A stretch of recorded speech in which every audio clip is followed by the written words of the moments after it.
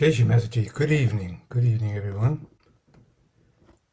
So it's another evening to invite you all to come and join me and do absolutely nothing, as those who've been with me before have already done. And it can be quite an enjoyable experience. And thank you very much everybody, all the yogis and yoginis who do these chats. I'm just looking at them, they're really lovely. All the flowers and the greetings, they're very nice. So thank you. And it's nice to know that you're all out there, because I don't know you're out there. All I see is my screen. So it's not like we get feedback. So this is really nice to see all these lovely messages, hearts and flowers, namaste. Okay, that's lovely. So if anybody who has not spent an evening with me before, they may be quite disappointed if they're used to lots of bhajans and affirmations and mantras and ding-dongs, because the idea of at least spend this evening with me is to actually do nothing, to try and help us stop our brains, our minds, which means taking all the distractions, every action, listening, singing, breathing. Breathing we just still have to do, yeah. Breathing,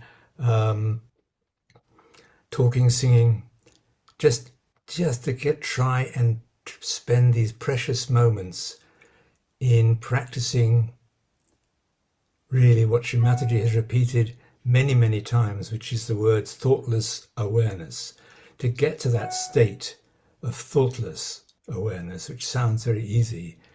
It's easy to say, but boy, is there a struggle that goes on in our heads to get thoughtless, because our egos or our minds or our personalities or whatever you want to call it does not give up very easily. Always knock on the door of our consciousness. Did you remember this? We've got to do this. Didn't you do that? Oh, you silly thing, didn't you do that? I mean, everyone's got a different voice, so, but very often they can be quite negative. They could be positive in a certain way, I suppose.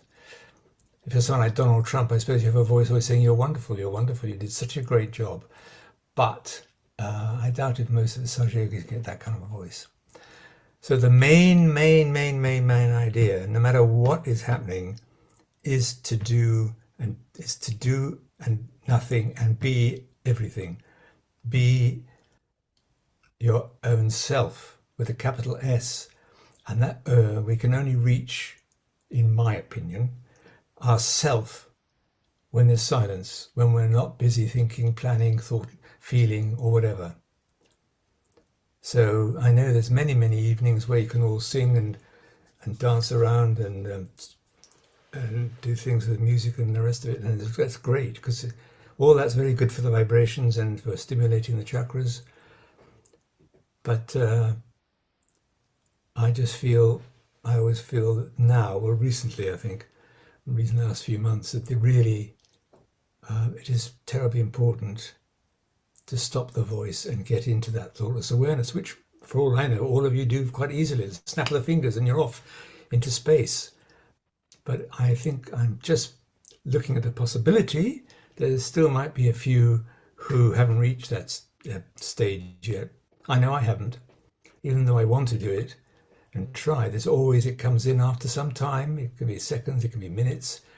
Something will make you start off on the track, and then you suddenly find yourself thinking about something, or being worried about something, or remembering something, or planning something, or people, or whatever, events. So I just want everyone to be aware that that's why we're going to have a lot of silence tonight, and to get used to it. So as we usually do, is to settle ourselves down at the end of this Tuesday and just get ourselves into that meditative state. It takes quite a few minutes, I reckon. I don't think we can just get into meditative state like that. It takes time for the body, the mind, to realize, oops, we're sitting down again. Oops, it's time for quiet. Oops, I must stop. It takes time to get ourselves settled. So I'll play a little bit of music at this first meditation to help calm us down, and then we'll look at the video. So I will interrupt with a few things that might help put our attention back to the Sahasrara, and we'll see what I'll play. I think tonight I'll play yeah.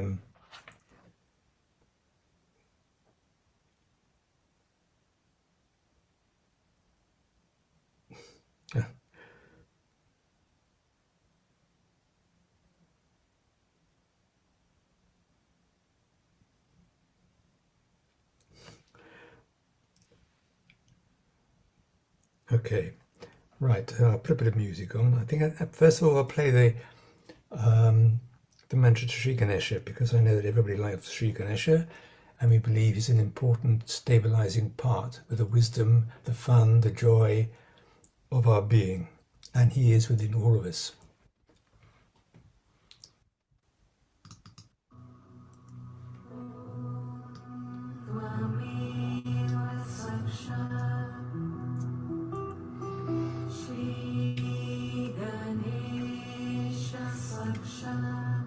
Now, for those of you who are wondering why we haven't raised our Kundalini yet, I go by what I heard Sri Mataji say in Italy at Cabela quite a few years ago now, to get ourselves centered before we raise the Kundalini. So it's not just an automatic gesture and put the bandana on. We wait until we get centered, and then we can do it very effectively. So we will spend a few minutes getting ourselves centered, and then I'll mention to raise the Kundalini.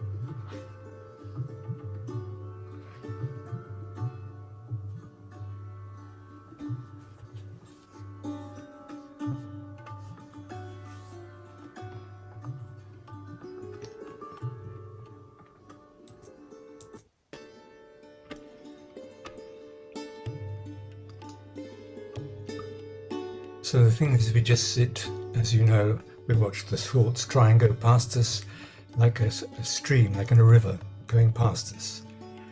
That's what thoughts do, and as Shimaji described it, they rise and they fall, and then they disappear, then another one comes up, and it's that gap between the thoughts that we have to aim for and make it longer and longer and longer. So meantime, what we can do is just let today's thoughts and concerns and worries, just let them come up. We can't stop them, but we can try and not get moved by them, not let them take us with them, just let them go. You know that we can say, not this, not this. As I told you before, a good phrase can be, what's my next thought going to be? That tends to lead to silence as well. And of course, we can also help calm ourselves down with some breathing. Deep breathing, if possible, through the stomach. Taking quite a few seconds to breathe out, at least 8 seconds or something to breathe out, and just slow the whole metabolism down.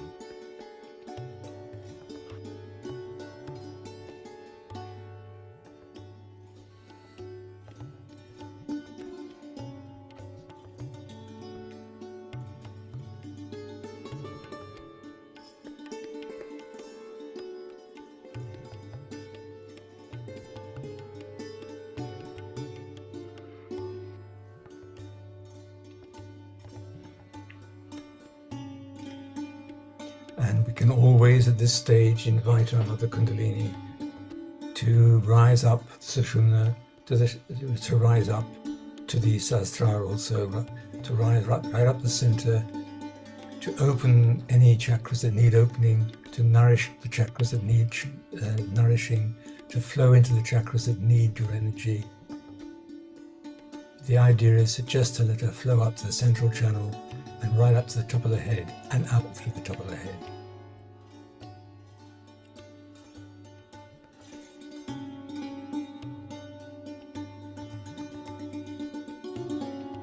So that's another aim of this first meditation, is to get ourselves calmed, centered, and let the Kundalini start flowing through us.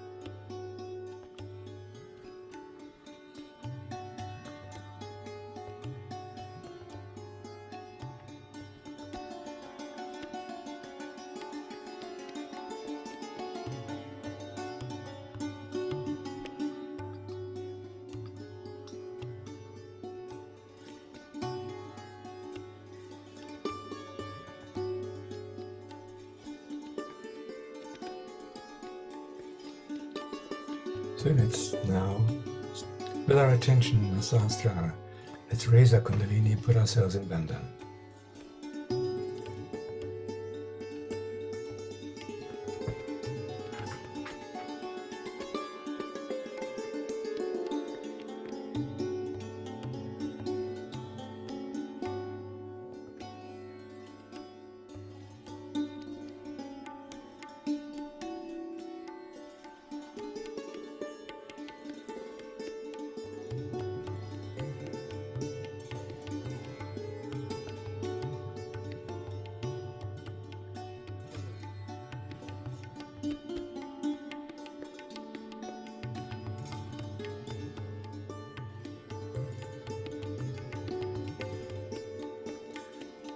Hopefully, if not already, then that will help us feel the Mother Kundalini in our Sahasrara, which is a lovely feeling.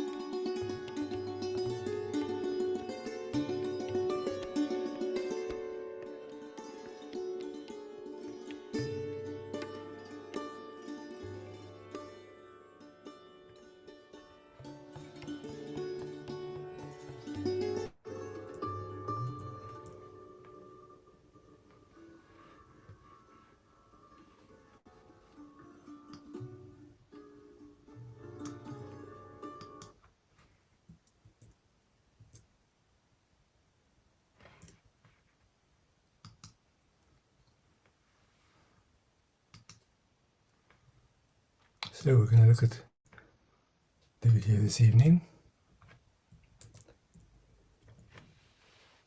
in which Mataji is going to talk about getting ourselves straightened out. The talk is actually called Cures and Dissolving Memories. So, I don't know what that was.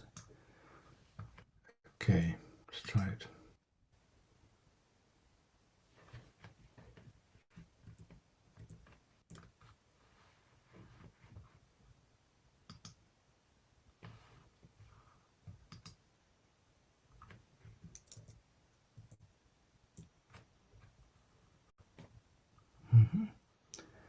Okay, 1 second. We have a technical hitch. Please stay just calmly in meditation. And for some particular reason, I've got to restart it.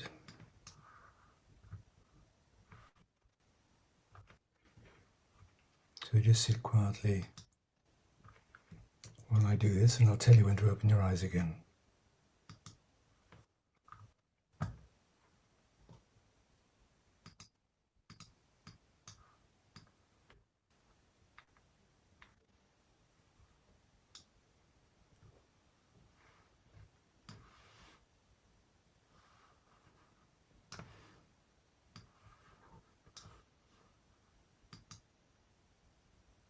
Okay, we're starting the video now, so you can join onto the screen.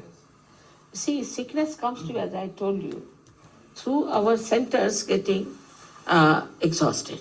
As this is one center, all right, on the left side, left sympathetic, the right sympathetic. And they join together, this is the center now. So we are using the energy of the center that is limited for our purpose, anything. Supposing, I'll give an example of a very good example. Okay, I click get this into share. Sorry, I thought it had become share. So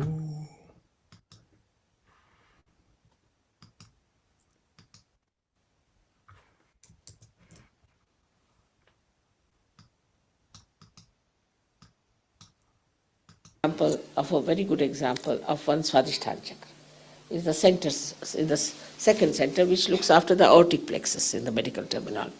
But it's not complete, I mean it's one of the parts. Now the work of the Swadhisthana chakra, according to Sahaja Yoga, which has worked of course wonders with this theory, that it gives energy for the replacement of the brain cells. Because we never think about it. We are using the brain all the time. We don't think how it is replaced. Even in the medical science, they don't think about it. So one of the works it has got. It moves here. And also it has to look after your liver. It has to look after your pancreas. It has to look after spleen. It has to look after your kidneys. It has to also look after the lower part of your large intestines. All right? Now, but all the time a person is thinking. These days everybody thinks too much and very futuristic. As a result, it cannot pay attention to all other things. So what happens? The first thing is affected is the liver. Now liver gets all the heat from the whole body and eliminates it. It's poison from the body, you can say, eliminates it into the blood circulation. It goes into the blood. Now when, you see, liver is not attended to or doesn't get sufficient energy, it starts working very hard. So it becomes overactive liver and this heat cannot be removed. So the heat starts rising upward and downwards. As a result, your the lungs are made of, as you know, they are made like a sponge. So it becomes coagulated and you develop asthma. We cure asthma through liver, curable. Then it descends down. When it descends down, it affects your kidneys. By that you get high blood pressure. Also, the another thing you get is constipation. Then your pancreas is neglected. When pancreas is neglected, you get diabetes. Only the people who are thinking, sitting, planning for future get diabetes, never a villager. In India, if we go to a village, they'll say you have to put sugar as much that the spoon must stand at right angles. They take so much sugar. Nobody gets diabetes because they earn in the morning, nicely go home and sleep off. Here we think and think and think of the future. So the neglect of the pancreas gives you diabetes. Now we have many people who have cured of diabetes also. Then the third one is the worst, is the spleen. That the spleen is like a, we say rhythm, keeps the rhythm. It's a speedometer in us. And supposing you are eating the food and suddenly you have to run, then you get a pain because it has to produce red blood corpuscles.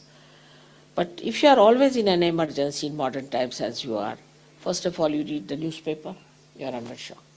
Because newspaper must shock you. So then another shock, then another shock. Then in the traffic you get a shock. So this poor spleen doesn't know how to behave in this crazy world. And it becomes very crazy and vulnerable. And with the slightest shock, it can get blood cancer. I must tell you that we have cured really blood cancer patients. Absolutely cured, completely cured, without any medicine or anything. Absolutely cured. We have certificates and everything about them. And surprisingly, all of them were architects. This is one. Then another thing, as I told you, it affects the kidneys and it affects also the lower intestines. So only one center, if you use it too much for one purpose, can give you all these troubles. And ultimately the heat might rise to your heart and you might have a massive heart attack. Especially if young people, if they are drinking too much, if they are playing tennis or of a very, any game which is like football or tennis, drinking too much and thinking too much, they might get a massive heart attack. And die very young, at a very young age, and it's absolutely fatal. If you get this attack at a young age, it's fatal. You cannot save them. The other way around, if you have inactive organs also, you can have inactive, also due to that also you get troubles. So when you treat somebody on its roots, it's very easy to solve the problem. See, supposing you have to treat a tree and you start treating all the leaves, it's very difficult. But if you can go to the roots, it's so easy. Simple.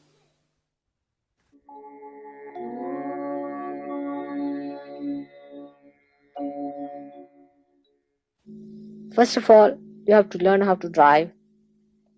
Then you are tested. There will be 5 stones put together. The distance will be only that hardly a car can pass through, and the fellow will say you bring it zigzag. And you cannot do it. Why? That's how he makes you a master. The mastery of your attention will come when you will start seeing that it is all a myth. That upsets you. It's all a myth that upsets you. Just throw it away. Just throw it away and understand that you are the eternal attention. That you are the eternal life. That only thing that keeps you away from it is ignorance.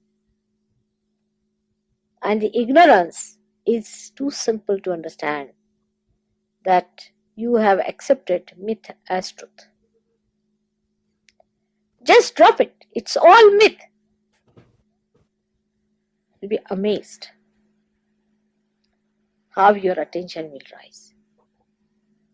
And you'll see all these nonsensical things which used to frighten you or to elate you will drop out.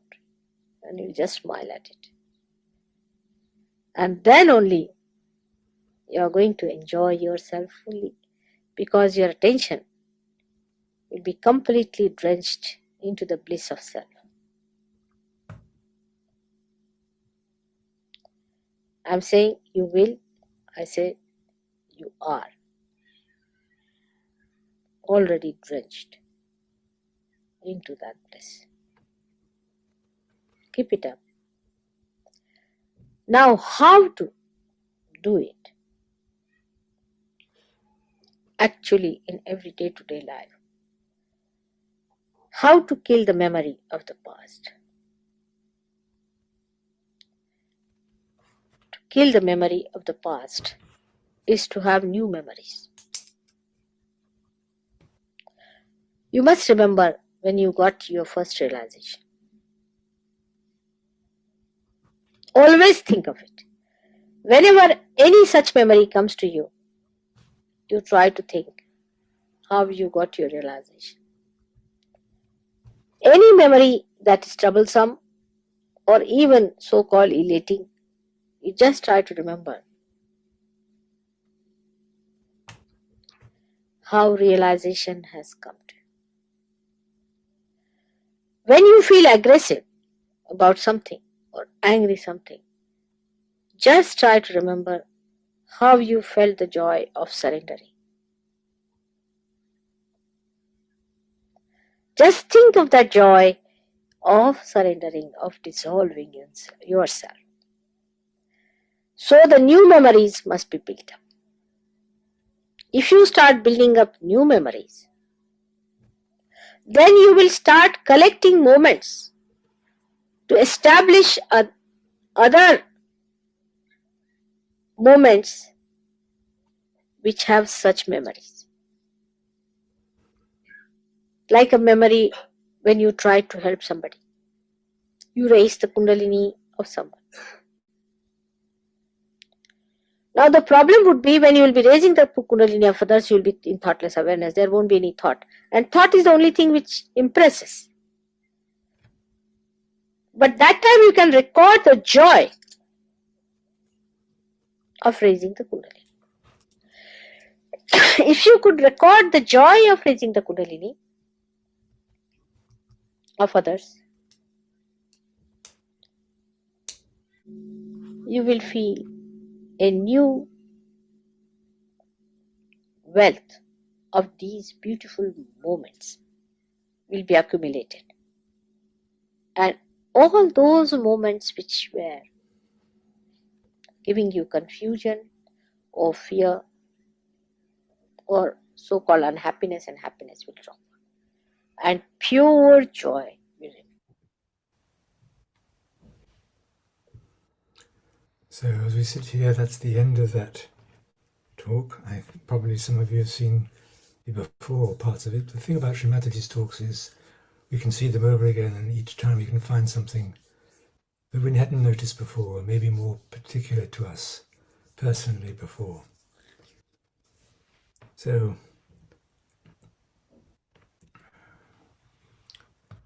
just let's sit quietly and we'll go into a deeper meditation if possible.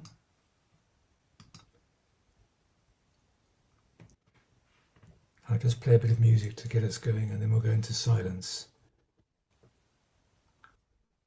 and reflect at the beginning, at least, just to help our stream of thoughts.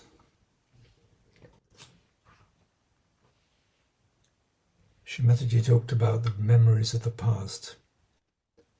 Now, some of us might like to remember and have nice memories of the past, but they take us out of the present. They take us out of the now. And that's not the idea of meditation.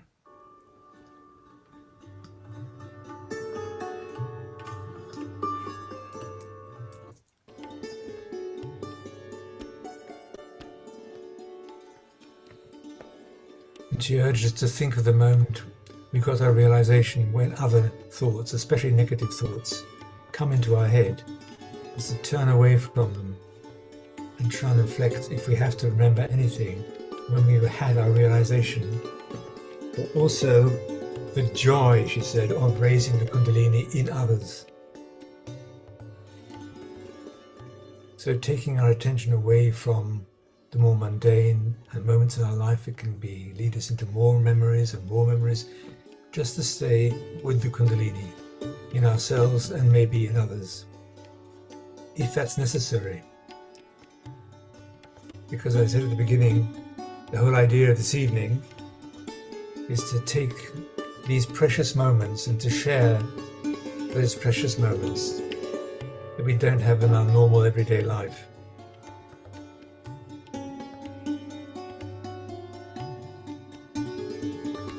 Not only are we sitting down doing this, but we're also, in some miraculous way, connected through the ether, through the Param Chaitanya, connected to each other. Especially if we can get our attention up into the Sahasrara.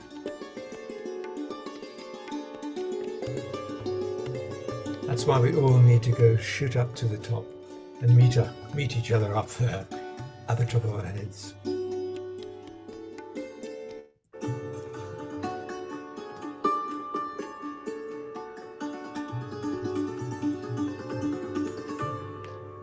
So just before I turn the music off, let's just make sure, see if we can keep our attention in the Sahasrara. Keep our attention in the gaps between any thoughts, memories, sentiments, whatever that may be disturbing us.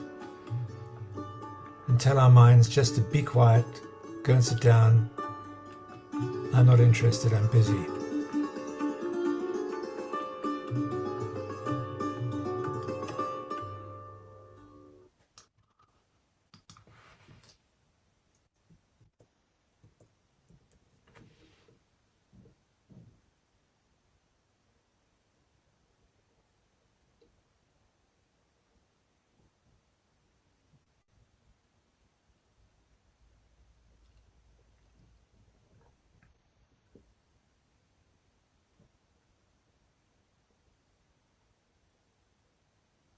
And if we need to think about anything, at least we can think of the words, I am.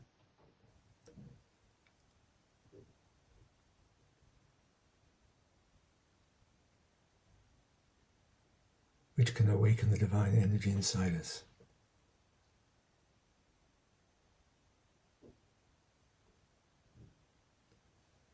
And we need to love ourselves, not with vanity, but with humility. We're loving ourselves, the deep inside energy of ourself. The divine part of ourselves is what we're loving.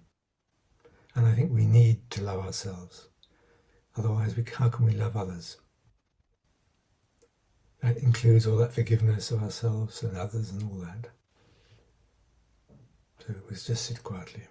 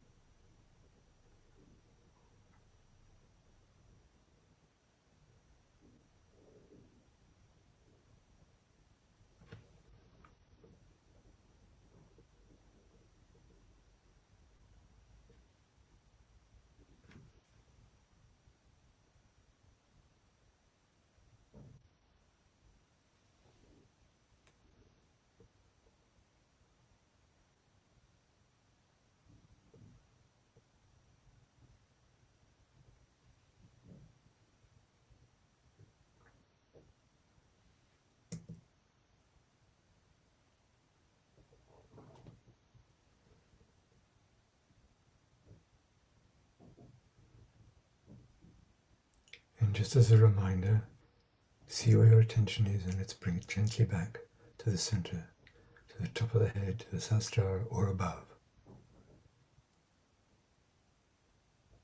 You can go right up to the roof of your home, beyond the roof, as far as you like.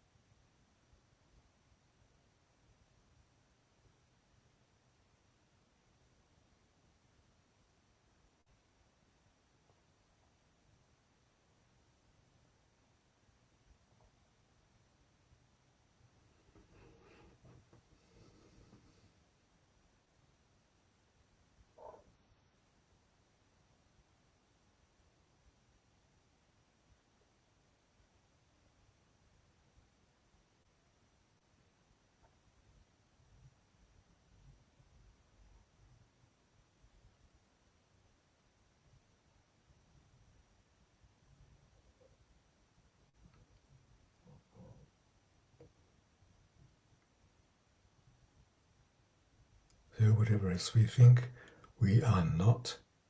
And we can tell ourselves, we are not, I am not my thoughts. I am not this body. I am not my feelings, my plans, my memories.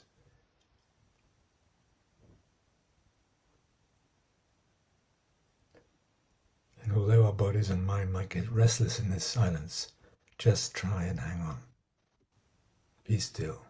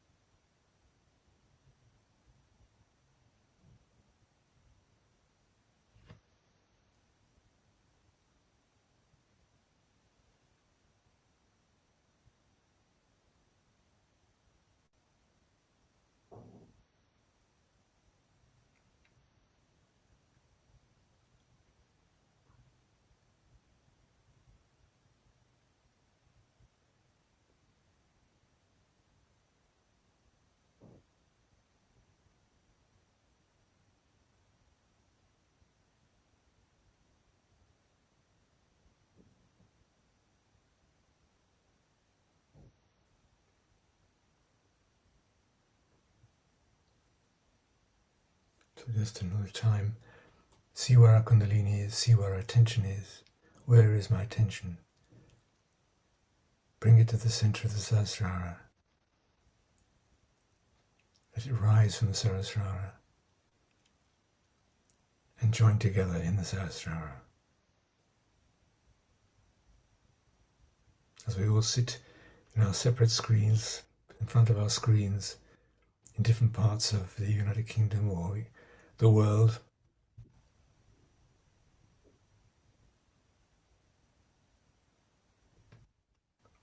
we can become, as it were, one flow of energy, one flow united, just for a short time even.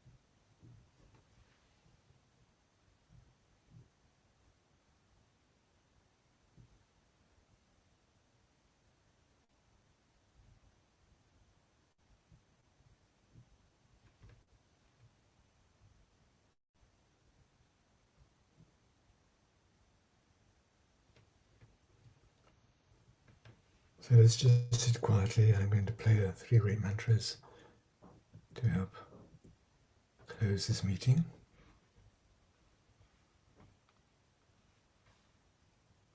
Of course, you can join in if you want to.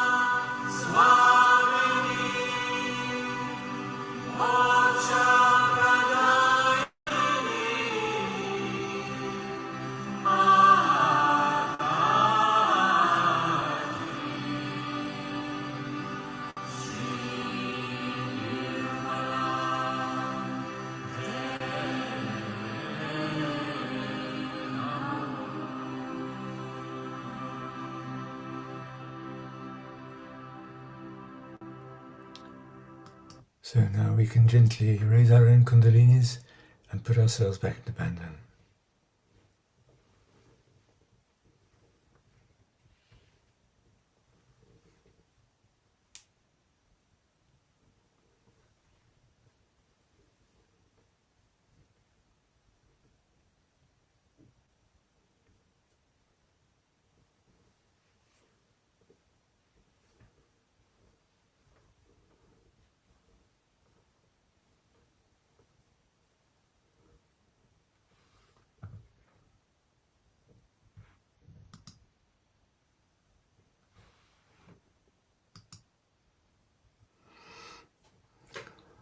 Right. So we come. We're coming again to the end of our evening. Thank you for joining me and being present and helping all our vibrations awaken and stream together. So I wish everyone, my brothers and sisters, wherever you are, a very good night, wonderful week, wonderful life, and I'll say good night and goodbye. Jai Shri Mataji.